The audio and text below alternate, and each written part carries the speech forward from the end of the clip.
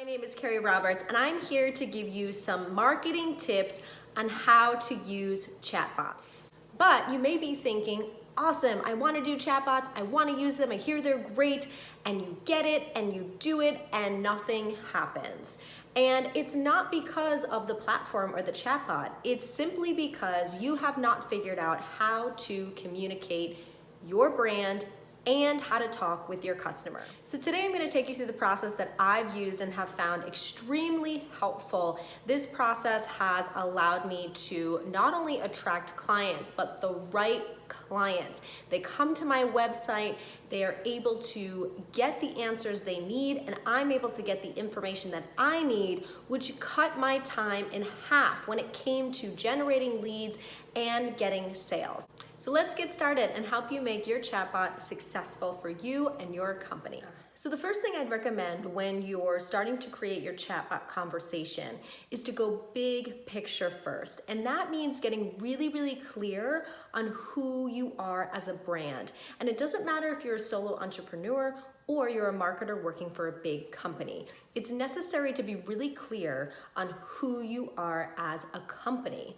And here are some questions that you can ask yourself or the CEO of your company to get more clear. What are 3 words to describe your brand? Are you innovative? Are you fun? Are you detail-oriented? What are those 3 top words that describe your brand, you, and your company? Then we want to start talking about who is your brand as a persona. Now, if you work in marketing, you're probably familiar with the buyer personas, but this one is about who you are. Who is your company if they were a person? What do they look like? What is their age? What do they care about? How do they speak? Really think about who you would be if you were a person. And some great examples of big companies that have done this are Flo from Progressive Insurance or using the Gecko from Geico. A lot of companies choose a person or even an animal that really embodies who they are as a brand. Start to think about how you speak. What do you care about? Again, if you're a solo entrepreneur, it's gonna be you. You are the person, you are the brand. But if you're a marketer working for a big company, again, we really wanna be thinking about how does your brand become a person? How do they speak? What words do they use? What phrases do they use? Are they speaking in a tone that's a little more fun and friendly? Are they speaking in a tone that's maybe a little bit older, as if they're your grandmother? Are they speaking in a more professional tone? Really be thinking about what are the words and phrases that you would use. And you want to be writing all this information down. It's really important to be thinking big picture first and then going into the details as we create our chatbot conversation. So one thing I would suggest when you're doing this, especially if you have trouble, is to record yourself talking to a client. Of course, make sure the client feels comfortable, but talk to them, talk to a prospect, have someone record you, or if you don't feel comfortable with that, write out a script of what you normally say and talk with a friend or a coworker. Really start to figure out how do you have a conversation, because the point of chatbots is to feel like you're talking to a human. You don't want it to sound too technical or too static. You want to make sure that the conversation flows normally. Once you have this section done, we move on to step number 2. Now, it's really important to do these in order. If you do not start with the brand and the persona, it's going to be very hard to create an appropriate conversation that's going to work for your business. So step number 2 is I want you to think about what are the top 3 questions that you get asked or your company gets asked on a consistent basis from a potential lead or client. Now, you might have a ton of questions you always get asked, but really think about what are the top 3. Now, the point of this is the chatbot is supposed to save you time. If you can get answers or give answers to these top 3 questions, it cuts your time in half. So you're not answering in emails or over the phone, you're already giving them the answers they need right away. So think about it. What are the top 3 questions that you get asked on a consistent basis, and write those down. Step number 3. What is your goal for this chatbot? What are you trying to accomplish? If we're not really clear on what our goal is, then we're not going to see results. So we really want to think about what is our key performance indicator, which again, if you're a marketer, you're familiar with that term. What is your goal? What's going to tell you that you've gotten results with using the chatbot? And along those lines, really be thinking about what information would you need from a lead to help qualify them to the next step in the sales process. So, do you need to know what their age is? Do you need to know what level they're at? Do you need to know what they're looking to buy? Really think again, what are the top 3 things that you need to know from your potential client to really understand if they're the right qualifying lead? When you do these chatbots, they send you an instant email letting you know this person has filled it out. Think about it. If you already know what your goal is and people are answering the questions you need, you can tell right away if this is a lead that you want to be qualifying and taking to the next level. Step number 4. Be thinking about what are your top 3 offers. The reason I start with 3 is we don't want to overwhelm someone in a chatbot. We really want to be keeping things clear and concise. So what are 3 offers that are really important to you for your company? It might be a product, it might be a service, whatever it is, break it down into 3 options. If you have 10, do your top 3 or figure out ways that you can put those 3 into categories. And step number 5, what information do you need from your potential lead and client? Do you want their email? Do you want their phone number? Do you need their first and last name? Do you need their age? What is it that you need? Now again, really be thinking about maybe 2 to 3 things. We don't want to overwhelm someone when they're filling out a chat. We want it to be an easy, fun thing. This is not about filling out a form. It's about getting the basic necessary information you need. Now, one of the things that I did with my chatbots was I love to have a phone number, but I knew not everybody felt comfortable with that. So I required that they gave an email, but they had the option to skip giving their phone number if they did not feel comfortable. So really think about what information do you truly need to help you take the next step. And just some final thoughts on getting your whole big picture together. Really be thinking about what gifts or what photos could you be using within your chatbots. Sometimes if it's just text, it's hard to get engaged. Think about when you're texting a friend or a family member. It's funny and it's fun when someone sends you pictures or GIFs that just kind of connect you together with the conversation you're having. So if you can gather some of those up front, maybe it's a picture of you or your CEO, maybe it's a picture of your happy clients or the services you offer. Of course, make sure you have permission for pictures that you're using as well as GIFs, but think about the ones that you want. Also be thinking about any links that you're going to send people to within the chatbot, whether that is a lead page of some sort or you're directing them to a particular part in your website. You want to make sure you have those links ready and that they're working. All right, so now comes the fun part. The beginning part is what takes a lot of work. Sometimes that can take a couple months to get everything together, but if you don't do that, you're not going to be as successful in the conversation component. We really need to know who we are as a person and what we want from our potential client in order to make this a successful chat conversation. So once we have all those pieces, it's kind of like a puzzle or a book, putting everything together. And I really think it's important to start big and then go small into those details.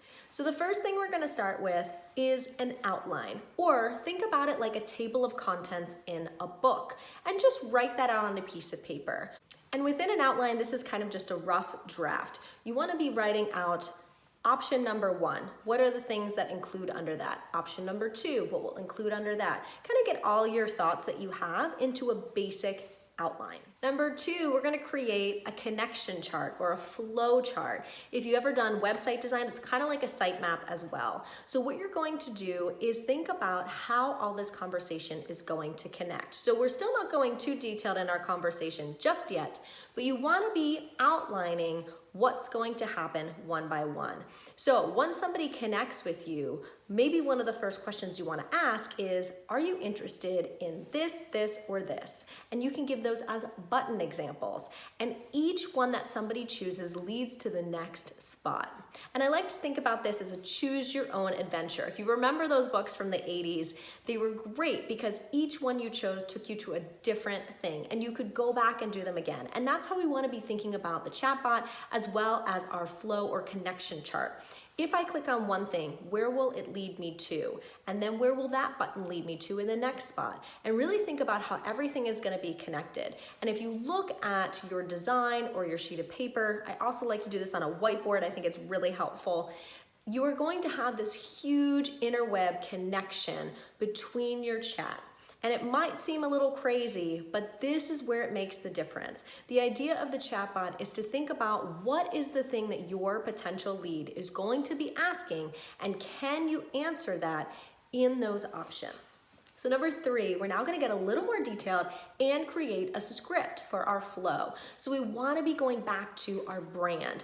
What were those words we were using, those phrases? How are we talking? Kind of think of it as if you're creating a play or you're being an actor. How would that person be speaking within the framework that you created for your flow chart?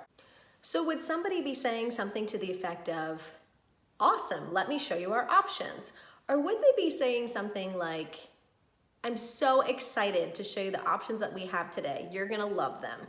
Each of those have a different feel and how you're interacting with your potential client. So you wanna be thinking about, how are you going to be speaking? How is that persona that you created earlier on going to talk within this script? So if your persona is a 25-year-old male who loves skateboarding, that conversation and script should be very different than an 85-year-old grandma who loves to bake cookies. So you really want to be thinking about, how do I write this script? What does that person sound like? And this is where you can get really, really creative, but it starts with that first piece that we talked about earlier with the branding component. So as we write our script, we're going to write it out for each part of our flow chart. The fourth section, we're going to focus on our hello, our goodbye, and our mistake. So this is, again, we go from big picture to small. We want to start with, what's our greeting going to be when somebody clicks on our chatbot?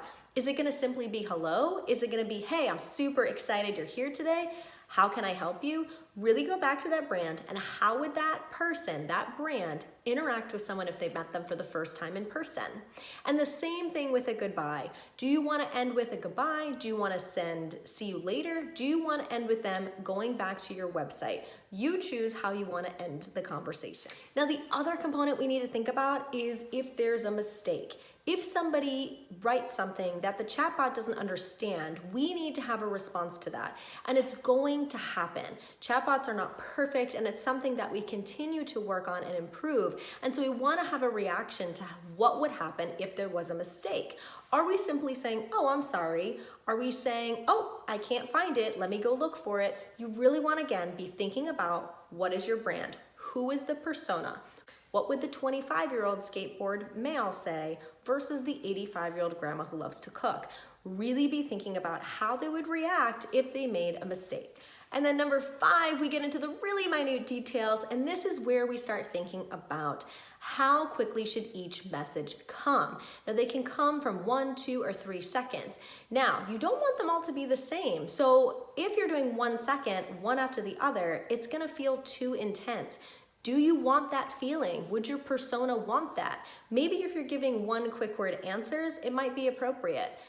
If you're gonna give longer text, you're gonna need a little bit more time for that person to read it. So that's where maybe 3 seconds would be appropriate. And this is something you test and play with. Also, when it comes to length of text, we wanna be thinking about the chatbot acting like a text conversation with our best friend. We wouldn't be sending them a novel of information because they would not read it. So we want to keep the text somewhat short. Not so short that it's distracting, but in a way that answers the question but keeps it fun and light. Now, after you've done all of this, what I want you to do is read it out loud with a friend or a coworker, or honestly, someone that doesn't know your business at all. Does it make sense? Does it flow? Does it sound like something your persona would say? If not, change it. Then test it out for yourself. Have someone test out your initial example and see what happens. And then once you post it to your site, just like anything else in marketing, you test. You see what happens. How often are you getting people responding to it? Are they filling out the whole thing? Where are they stopping? Do all of your links work? Do all of your pictures show up? All of those things you want to be testing and checking in with on a consistent basis. And so then you can go back, if you find that people are falling off on a particular section, how could you make that conversation a little bit better? And the final thing I want to say, guys, is that a chatbot does not replace a human being. A chatbot is there to help you save time, to help you get qualified leads, to help people with better customer service. But in the end, a human being needs to connect with that person. So if you're using this as a lead generation tactic, when you get that email, you should be connecting with that person if they give you their contact information within 24 and no more than 48 hours. If you are showing that you care and you understand what they need, the chatbot will facilitate and help the interaction that you have with your potential customer and turn them into a client. Now this process, it does take a little while, but once you get the hang of it, it's really fun, it's really exciting, and you're going to find it's gonna help you and your business succeed so much more. If you have any questions, let me know. I'd love to help you out, and I hope you enjoy your journey on creating a wonderful conversation within your chatbot to help you and your customers.